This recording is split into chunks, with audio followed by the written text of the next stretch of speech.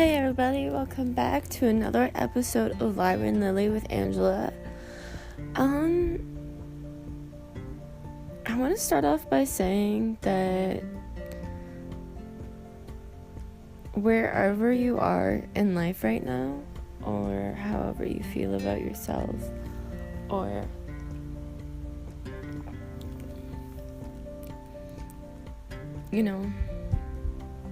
just anything exactly in this moment.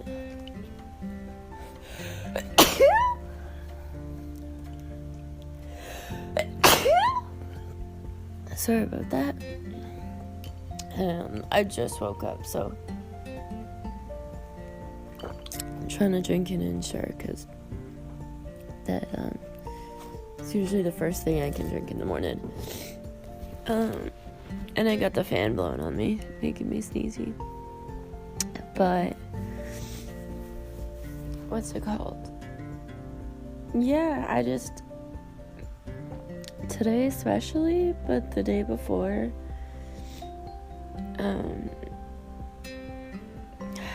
I wake up and I feel like myself,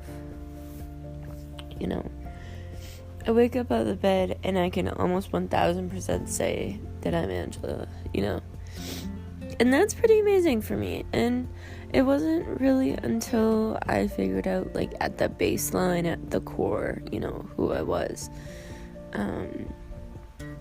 Now that I know who I am and I remember, and I've been able to look at the events in my past and go through and see actually how certain things have impacted me. Me personally, one of them, the reason why I was always afraid to, I guess you could say, go after what I want is when I was living with my adoptive parents. I've voiced many times that I wanted to go back to foster care.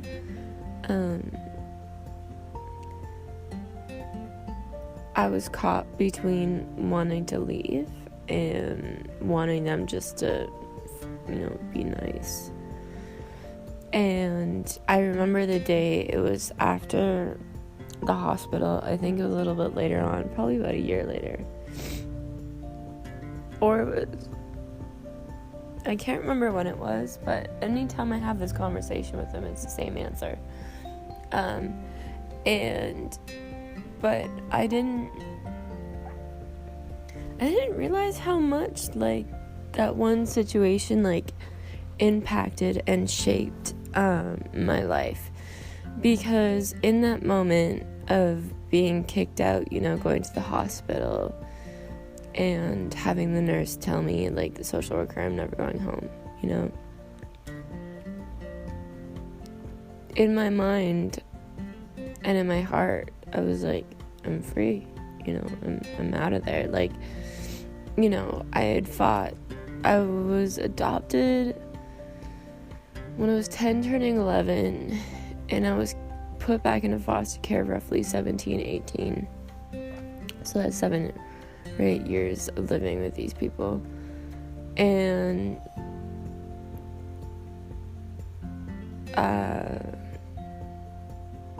my adopted mother, I remember she had this wicked mouth on her, she could just tear you apart. She almost had I would imagine old bike chains with spikes on them coming out. And she said something along the lines of, don't quote me, but you got exactly what you wanted. You wanted out of our house, You never wanted to live with us anyways. You never wanted to follow our rules, so you got what you wanted. And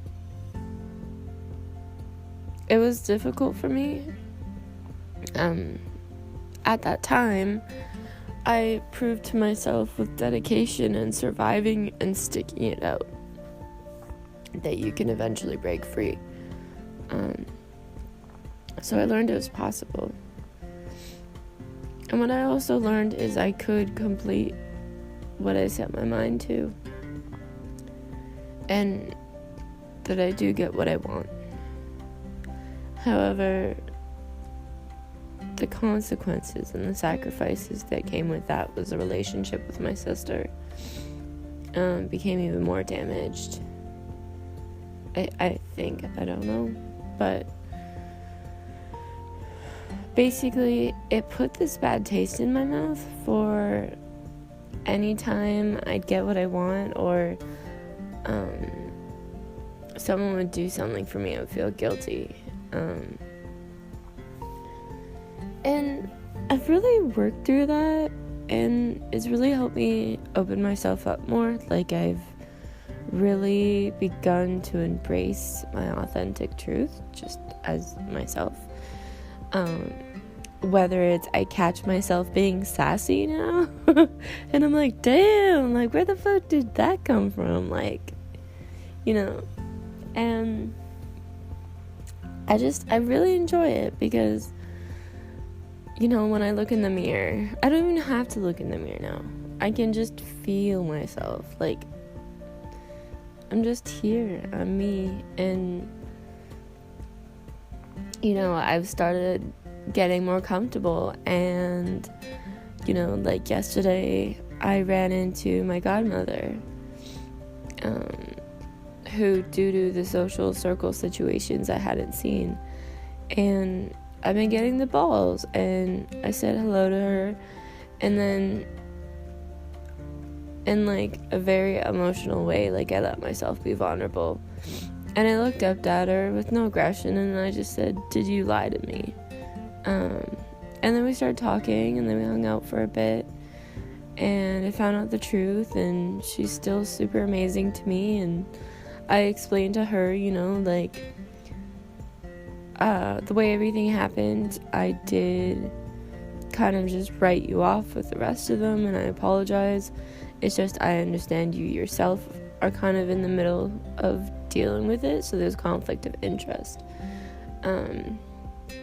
You know, but I was really grateful to spend time with her, and I was speaking with her, and I was like telling her how I have these two sides to myself. You know, I have the side of me, which ironically I'm more exploring, but which is more the, like, how I dress and how I talk and the sassiness and, you know, all this stuff. But then I have this other side to me that I use the words, like, it's the side of me that's done the healing, and, you know, I have this really grounded, like, human, quote unquote human, like, part of me, and then I have this very spiritual part of me. And my biggest thing now is I tell people that, you know, I know who I am at the fundamental core, and I know what I feel like.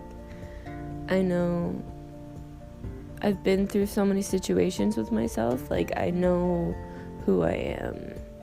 And so now my thing is, I basically say, I don't know how I say it exactly, but something along the lines of, you know, as long as you know who you are at the core, you can allow your mind to wander into these different perspectives and open yourself up. But the key is you must know who you are, so you can always come home to yourself every day. You know, I forgot how to come home to myself, and I would get lost, and I didn't even really know where home was, and now I do, and it's really nice. I have a lot less pressure on myself from myself.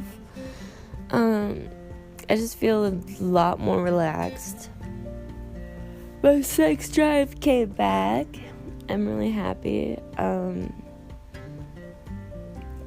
I had a conversation with my Ari Trigger yesterday on dating, and I just, like, I don't know, cause, like, I want to start dating. Like, I would really, really like to experience that.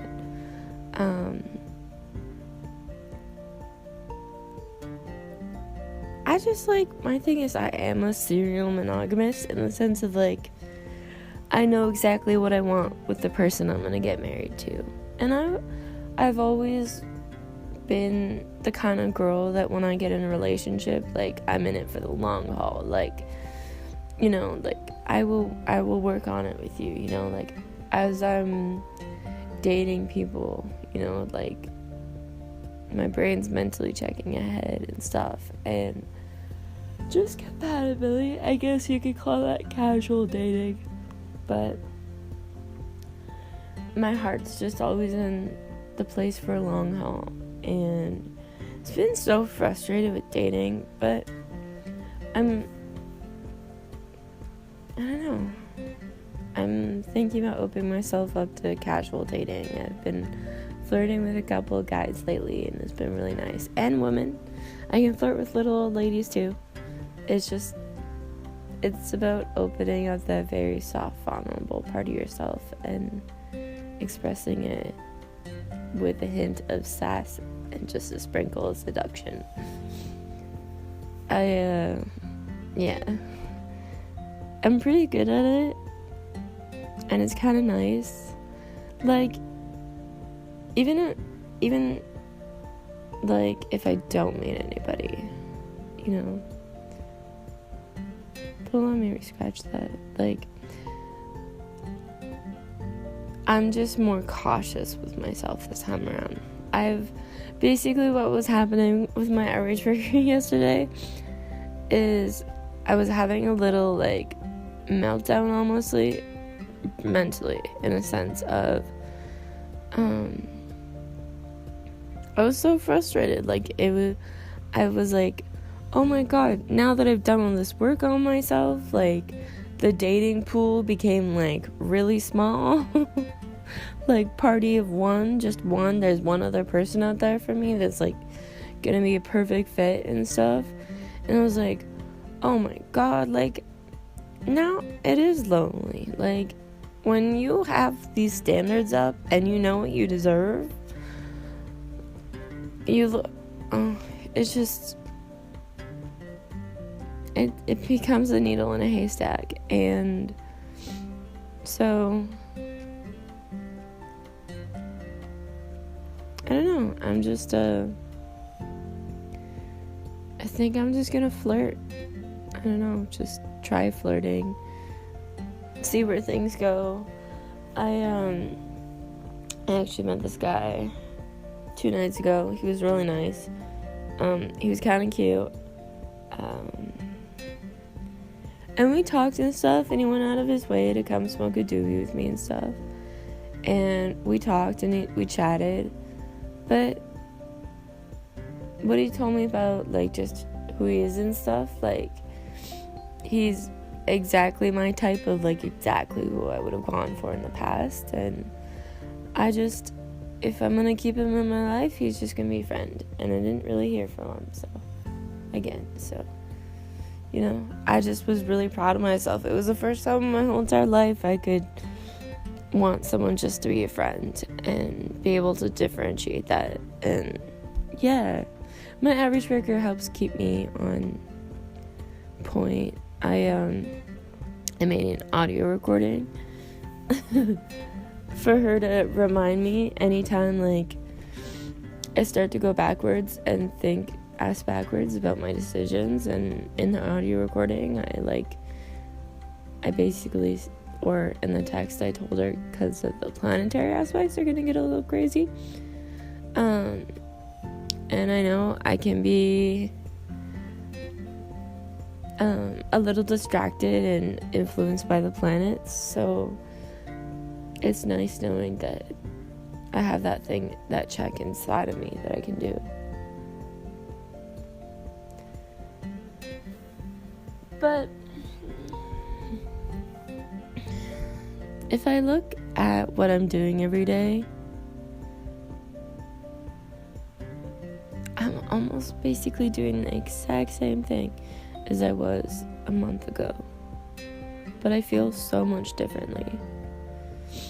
That's where I really understood the impact of my emotions on my body and how much it knocks me down, man. Like, Sometimes it's not even outside that knocks me down. Sometimes it's outside has come inside. And it's been really confusing and really frustrating because the more I open myself up and actually acknowledge what's happening in my body, the more and more sensitive I become. And it's kind of a frustrating experience, you could say, because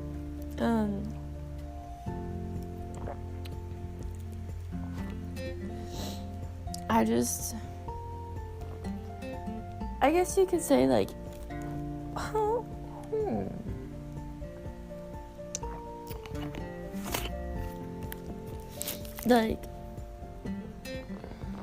I want to start dancing again, right? And in my head, I just had a counter argument to everything I just said. Basically, and I was thinking, well, my mind was using the excuse right away,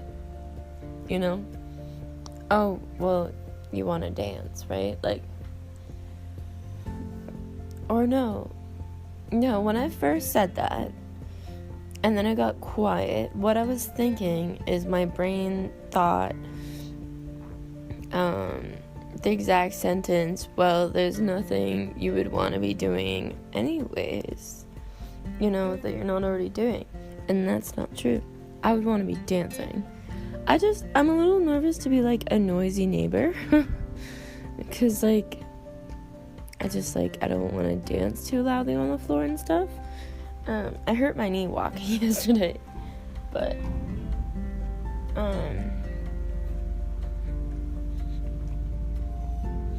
yeah, but basically, yeah, that right there was an example of self-correcting my mind, old neuron pathways being rebooted, rerouted, and just so much cranium knowledge. But I'm sorry if that was really loud. I got really excited there for a second. But you know what? It's all been worth it. Every single thing I've been through, every experience, every time I've beaten myself up mentally, it's all been worth it, And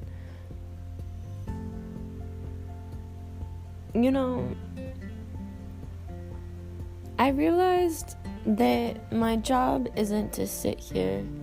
Well, I guess I've always known, but it's how I've authentically kind of lived subconsciously. But I've had it's been a slow process integrating that in different aspects of my life. That hit right on the nail. Okay. So, with my podcast, right?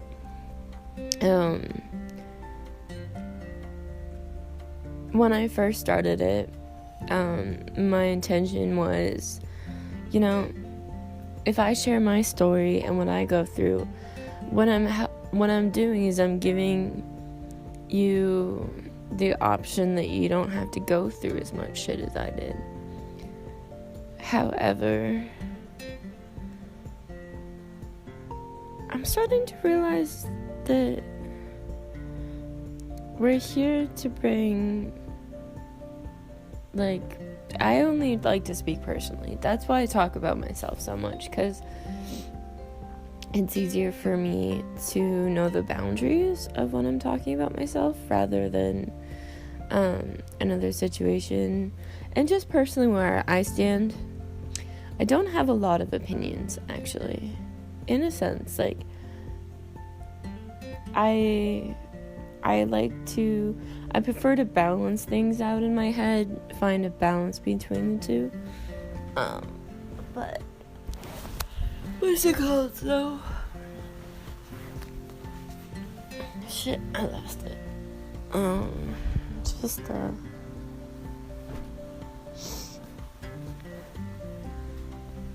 was I saying? Pink Angela.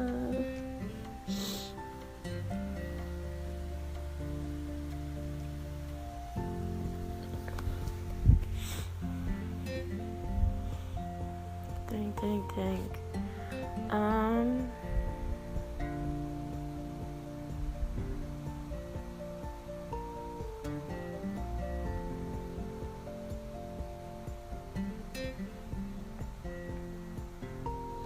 Sorry guys, just give me a second. I'm just thinking what I was saying. I was talking about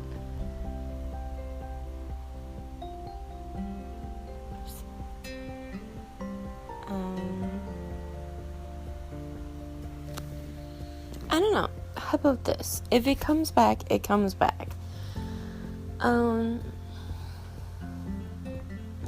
There's just this hunger inside of me that's been satisfied, I guess you could say. And I only had the special concoction to satisfy that hunger. And it comes from a place of allowing yourself to embrace the desires, the natural hunger within. Now, I'm personally more speaking from a place of, like, not having a sex drive and kind of living life just in work mode, but it's been, like, focused on my mental health and healing the fuck out of myself. So I've done my healing journey more logically, and then I worked on the emotions, and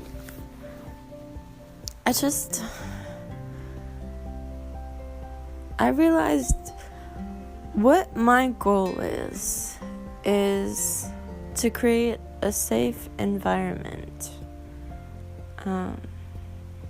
where you can feel safe to, be open and vulnerable, even if, because everything I'm saying, and everything you're hearing can touch on different subjects, different aspects of your life that, I do not know, but you do.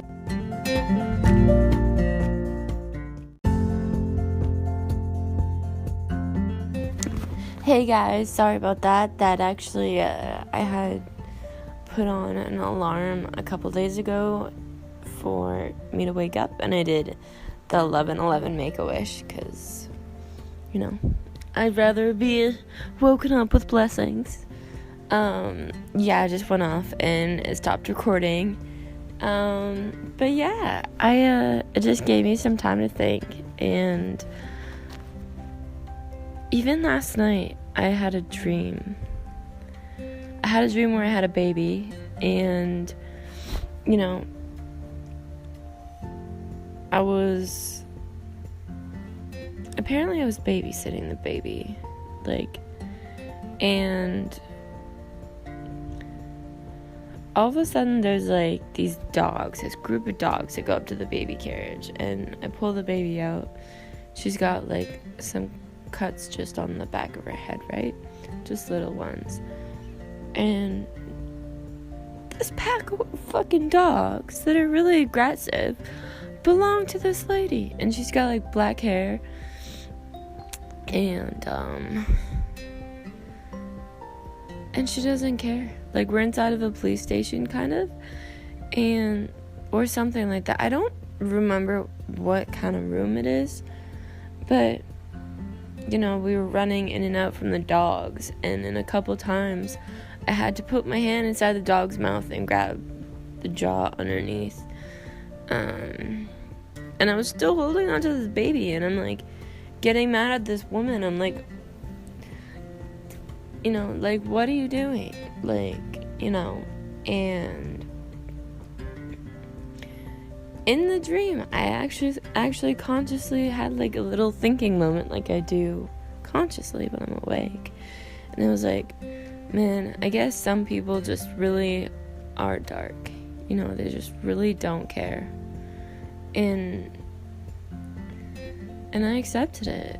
And I did my best, to get the dogs away from this baby. And all this kind of stuff. And I woke up before it got too intense, thank God, because sometimes my dreams are very descriptive. But honestly, from that dream, I understand all of what it's about. So when I first started my healing journey, and I kind of got into this, when I was starting to get into this more spiritual aspect, I found out about angels, more in depth, I should say. And around that time, there was someone said that you can ask your angels to help you clear your trauma while you sleep. And so I wanted to do that, because I was like, I know I have a lot of repressed memories, I don't even know what's gonna come up. And at that point in time, I didn't think I could make it this far. Honestly, the amount of memories, experiences, situations, feelings, emotions, they've all been so intense, but it's only looking now, when I look back, that I find them beautiful. When you're going through them, you really don't. You really honestly don't. I can try to put as much pixie dust and Tinkerbell, all over it, but when you're going through it, the best thing to do is just to remind yourself it's temporary.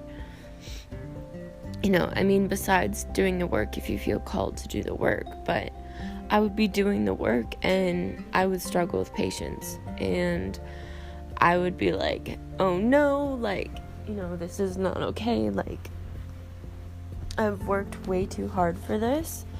And I hope everybody could hear me this last little bit. But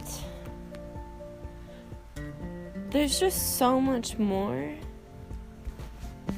to life. And I don't know, everybody says stop looking in the past, get away from the past. But the thing is, I had to go into my past to understand who I am now and today, and who I've been as of becoming who I am now. The past is literally 1 second ago. So if we were to say forget your past, that would mean you would forget everything except for pure existence. But at the same time, we do live in a world that's been full of lots of trauma and lots of situations generationally, consciously,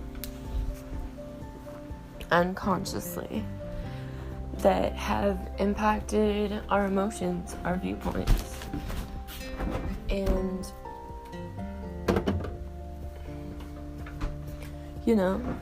it's difficult. It is honestly very difficult. I'm not saying it's not. And the journey can be long. It can be hard. It can be easy. It can be fast. I can't tell you. I myself have taken, I guess you could say, I've gone the opposite way. People told me, get out of the past. I did the opposite. I dove into my past. I embraced my past. I got to know and understand who I am underneath everything. I got to comprehend the beauty and the joy in looking back. But the thing is, there has to be the balance. So I kind of take looking at my past like a job, right? That has been my job. Self-appointed by me. Because I knew that,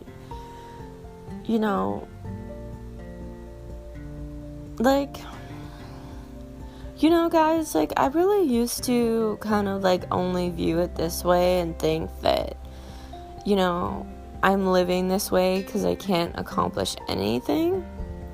However, from what I've been able to realize, especially in these last week or so,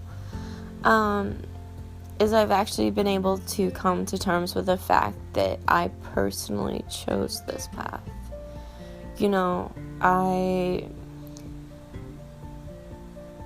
I understood on a very deep level that,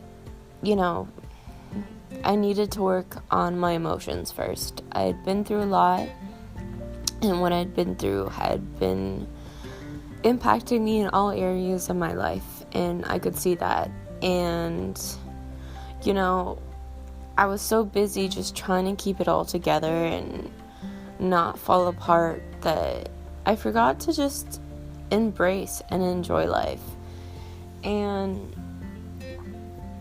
so what I've been doing is I've taken the last 3 years and I've really kind of dove deep into my soul, and I didn't really focus on money or having a job. Like, I got my own apartment, I was working towards stability, but more I was looking for a place that I could heal in, a little place, a little piece of heaven that I could let my guard down and I could do the work. And that didn't happen. However, as in what I'm saying is the whole time, I didn't have this one place. It was throughout my journey that when I was understanding, going through the past, yet living at the present at the same time and thinking about the future. It was in those experiences that I learned to find that calm place within myself, that safety place within myself, because I couldn't find it outside of myself, or I thought I would, and then it would go shake, shake, shake, and fall down, and I used to hate that. I used to get so frustrated, I would cry, I would just I couldn't handle it, and I was like, what's wrong with me, why can't I just be safe, why can't I do anything right, or all this stuff, when I was doing everything right. I kind of just forgot, I've made vows to myself, I'm not gonna have kids until I'm with my husband, and, I haven't met my husband yet, so, or just certain things, and I'm really happy I did. Looking back, I found the calm within myself, so that no matter the storm outside of myself, I'm always at home, safe and little cozy cubby inside. And it's just been really cool,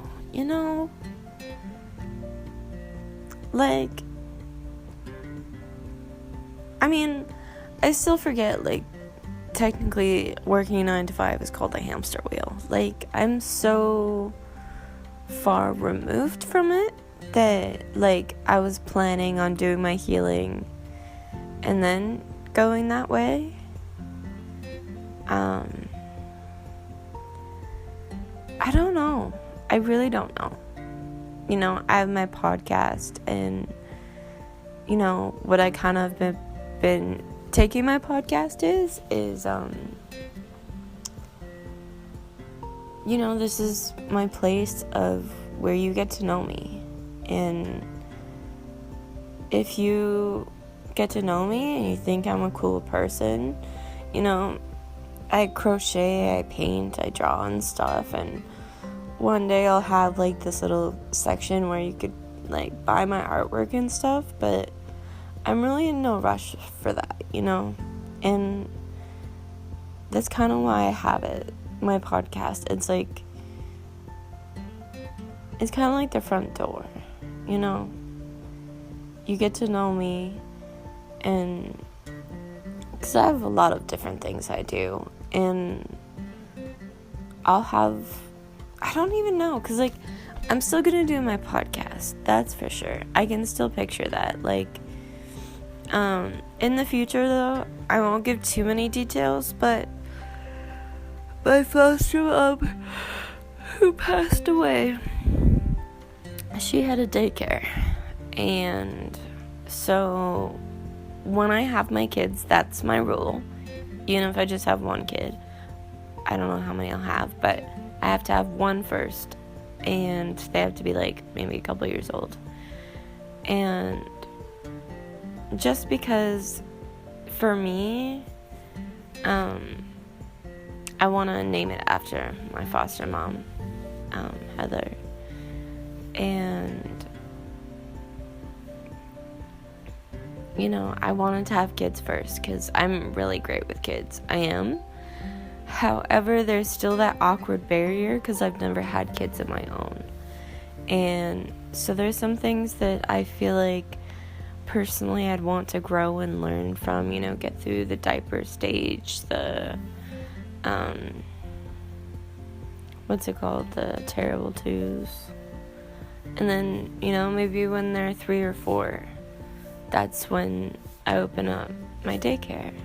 And because I remember being a little girl, and I have these photo albums that my mom created me. And Little Triumphs preschool, I'm pretty sure, or kindergarten, one of the two. My mom let me invite them all over to the house, and she told me to be an amazing little hostess. She told me to go around to each person and ask them what they would like and let her know. And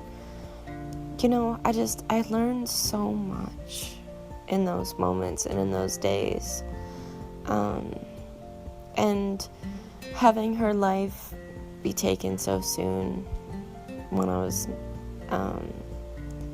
9, I really would love to continue that tradition. And there's more ideas, but I'm not going to give them all away now. But that's what I would do. That's what I'm going to do. I'm really amazing with children, and I'm really good with people. I'm opening and expanding, and I'm growing, and that's all I could ever ask for. It's just it. That's all I've ever wanted, was just the ability to have a life, and I do. Every single day I wake up, I go to bed, and I wake up,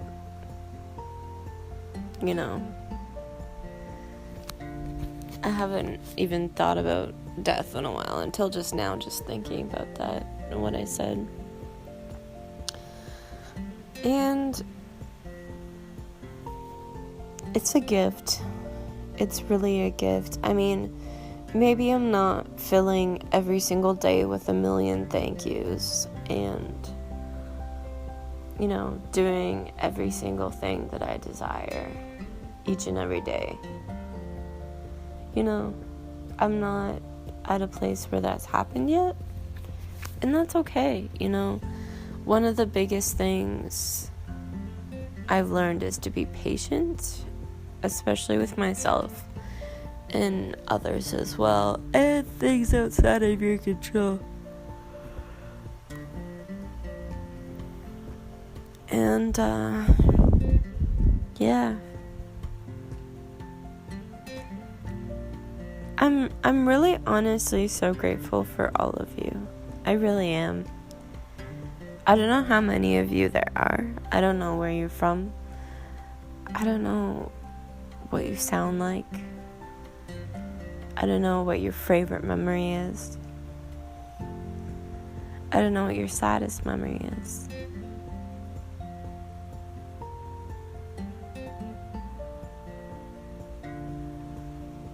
One day,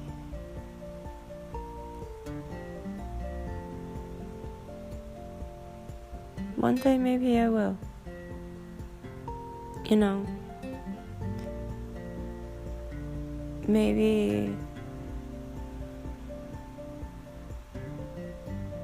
we'll connect.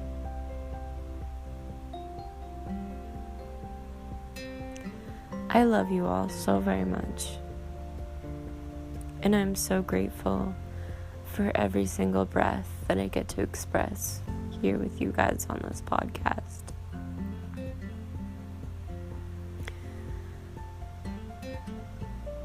I don't regret a single moment that I spend with you guys here.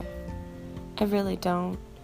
Sometimes, honestly, as I'm recording, I feel anxious and I feel like the biggest goofball that I've just ever been, you know, because I record them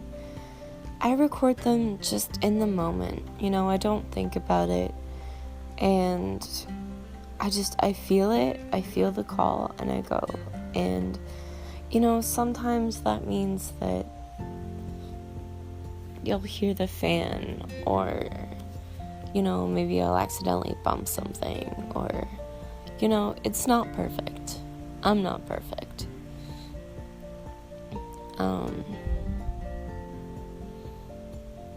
But the message of love is still the same. And one day things will change. I would love to like have my own art studio. I think that would be really cool. And it would help keep a lot of the mess out of my little mini living room. But I could even build myself like out of like a cardboard box. You know, like how like kids have those big boxes that they hang out in. I did as a kid. And you take one and you make a pretty big one and you soundproof the inside of it. And that could be your recording studio. I think I might try that actually. Yeah, I'll let you know how it goes. Oh, I'm so stoked. Because then it would be like your personal own recording studio. And you can make it just like a tree house.